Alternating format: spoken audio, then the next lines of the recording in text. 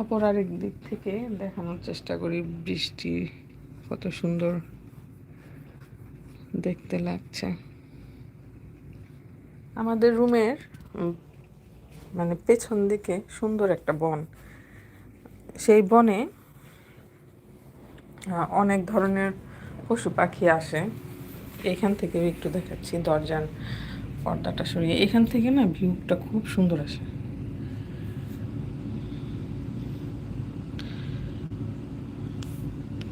তো পেছন দিকটায় বন, সেখানে বিভিন্ন পাখি, শিয়াল, কুকুর, সাপ টাপ তো আছেই, অবশ্যই আছে, কিন্তু হরিণ মাঝে মাঝে দেখা যায়। এই শীতের মধ্যে আমি একটা হরিণ দেখেছি, যদিও হরিণ ঝাঁকে ঝাঁকে চলে, কিন্তু দেখতে পাইনি, শুধু একটাই দেখতে পেয়েছিলাম। মানে